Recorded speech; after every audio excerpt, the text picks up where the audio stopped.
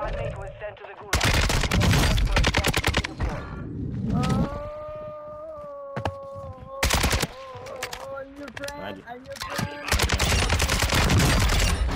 What's up, peeps? Finally, the video you've all been waiting for. This is going to be the best console settings on Season 1 for Warzone 2.0. Specifically, if you play on controller. These are going to be the best controller, graphics, and audio settings you have ever seen. Ladies and gentlemen, let's jump right into this video. And as well, special shout out to my newest members who give me a huge extra support to the channel. And you can become one for as low as 99 cents a month. Link is in the description. So let's start off by going into the options, and we're going to go with the first one, controller. So for my button layout, I do play default flip because I do play with paddles. Next up, I love switching all L1 and R1, meaning that I shoot with the top triggers right here. Again, I only recommend this if you're playing with a PlayStation controller. Next up, stick layout preset is going to be default control vibration. I like it on, and also you can actually select the intensity here. Next up, the trigger effect. If you guys do not like shooting with L1, R1 and like shooting with the triggers, this one is going to be for you. Go ahead and select this off. If you have full haptics, then that means depending on the weapon, the longer you're gonna have to press for the trigger, and that's not something you want. Next up, my sensitivity. I've been playing 9.9 forever, and I've liked it here, and I have no reason to change it. Next up, the sensitivity multiplier on this one, we are just going to leave it as is, everything at 1. Vertical aim axis, leave it as is. Aim down sight behavior, leave it at hold. Focus behavior is super important. Hit this at toggle. That means that when you're using a sniper, most snipers actually do come with that variable zoom. Hold meaning that you have to hold to actually keep that focus. Toggle meaning you have to only have to click it once, and your sniper will remain on focus without having to press it, and it's a lot easier to snipe. Next up, on automatic sprint, make sure you have automatic tactical sprint, especially for this game since it is a running simulator. Equipment behavior, we have this on hold. Weapon mount activation, leave it as it is. Next up, we got the interact reload behavior, and this is how you can just click it once and pick up the thing. So we're going to prioritize interact. This means that everything in the world, whether you want to open loot boxes, pick up things, you're only going to need to press square once and it will pick up. Now what happens if you want to reload your gun and you've got doors and stuff in the ground, everything like that, you are going to have to hold it. So just do remember that. And for armor plate behavior, we're going to have apply on. Now we're going to hit R1 to go to advanced, and we're going to have target aim assist on. Aim assist, I like default. Default and Black Ops are pretty much the same thing. You can choose between which one of these you like the most. ADS aim assist, go ahead and select this on. Gyro behavior, we're not even going to touch it, just select this off. This is, I believe, one of the most stupidest things they could have added. I think they could have fixed their game a little bit more rather than putting this setting in. Basically what this means, gyro, is that with your controller while you're moving it, it will also affect your aim. So for example, you could be aiming and then moving your controller, and that is also going to affect your aim. But again, this is really mostly for smartphone people. Next up, we got aiming. For the aim response script type, I play linear. Next up, for the ADS sensitivity multiplier, keep it at 1. ADS sensitivity transition timing, super important. Select this at instant. And here's my custom sensitivity for zoom. Now you may not have 9.9 like me, but at least copy my values. My low zoom and 2 and 3x are going to be the same. Then everything else on the bottom is just going to be 0.5 difference. Next up, for the dead zones, make sure that your left stick and right stick are selected accordingly, and lower that because this was set at 0.1, which will drastically affect your aim. And also, if you want to move a little bit faster, meaning that whenever you move that left stick forward, it will start moving,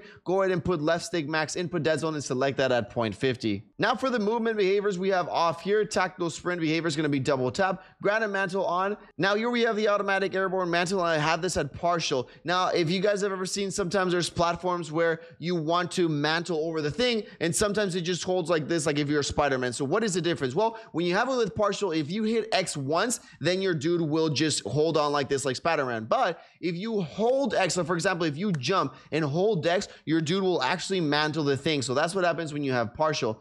Automatic ground mantle, we have it off. Invert slide behavior, we have it standard. Plunging underwater, keep it at movement. Parachute auto deploy, have it on. Sprinting door bash, have it on. And then mantle only. And then both of these just have it off, and all these are going to be on. Also, this one you are going to have to switch it. Weapon mount exit late, keep it as short, meaning that whenever you want to stop mounting, it gets away a lot faster. Depleted ammo switch on. Quick C4 detonation, keep this at off. And then everything else here is going to be short delay, free look, moderate, and moderate. Next up, we're going to open our little menu here, go into graphics on demand, texture streaming, got this at on. Everything here off, film grain at 0, depth of field, you want to have this off. The fidelity is going to be one of the new ones. Keep this at on and make sure it's at 100%. This is going to give you like a significant more sharpening in the game, and you are really going to notice it. Remember, if you have this available, a TV that supports this, make sure you turn 120 hertz refresh rate, which is your 120 FPS. I do play on the FOV at 110. Remember to have this unaffected, and then weapon field of view on a default. Third person field of view doesn't really matter, but I have this at 90%. Obviously, if you do play it, then keep it at there. And then all these camera movements, keep it at the smallest one, which is going to be least 50, and then all of these remain the same. The brightness, I actually do play at 50. Have not really found a reason to switch it off. Now let's go open our menu, switch to audio. I do play headphone bass boost. The audio is horrible in this game, atrocious, one of the worst ever, but again, headphone bass boost was the best sounding one for me. I played master volume 76, music volume at 40. Again, I just like to have a little bit of background music while I'm in the main menu. I kind of like the music. And the dialogue volume, I actually keep this at 52. A lot of people used to turn it down at 0, but make sure you don't. For example, the C4 drones are super OP in Warzone 2, and you definitely do hear in the mini the announcer does say enemy C4 drone overhead. So just make sure when you hear those things, you don't have to have it as loud, but 50 works perfect. FX volume, keep it at 100. Hit marker volume 100. Mono audio, I did try this on and selected at 0, but again, it really didn't make a difference with the footstep audio. It was still shit. Subtitles, default. Background capacity, keep it at 0. Voice chat on.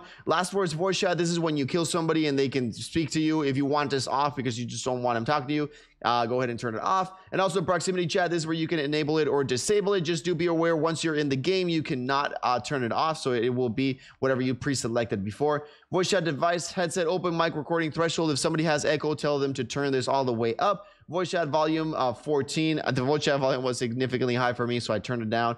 Microphone test, microphone volume, and all of this, you just keep it as is. And then hater mark sound effect, just go ahead and select the classic. Also, on the bottom one, reduce tinnitus or tinnitus. I really do not have any idea how to pronounce that, but select this at on. This means that the flashbangs won't have that little ringing sensation. If you have it off, it will, so go ahead and turn it on. Next up, we'll open our menu here. We're going to go to interface, and we got the menu text, everything here. We're just going to go default, short, everything like that, but the important one is here in the color customization. We're going to open up here, and this is where we have our filters. To have the best looking one, go ahead and select filter 2.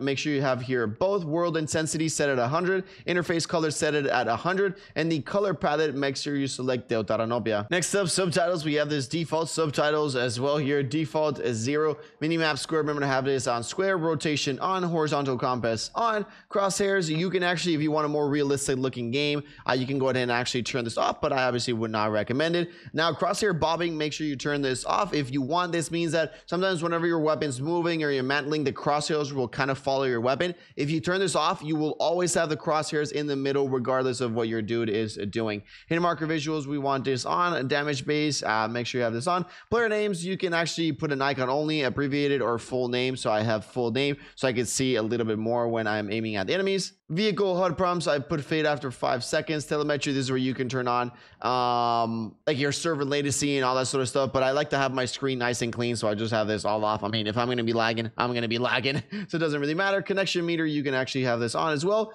Gameplay tips, tool tips, and all of that, I have this on. And then you can also have a center dot, like for example, you can have a dot that's just in the middle of your screen that will help with if you have motion sickness or anything like that, but I don't, so I'm just going to keep this at off. And then for the last one, we're just going to go to account and network. Make sure you have crossplay on if you want to play with other people from other platforms. And here's where you can actually see the blocked players that you have blocked during the game. And also, if you guys want to see the bad words or the bad language in the chat and you guys don't want to filtering it, remember you have this off. Again, if it's on, then you will see the little stars on the chat. Ladies and gentlemen, that was it for the best settings. Let me know which ones you have different compared to mine. Peace out, everybody, and I'll see you all in the next one.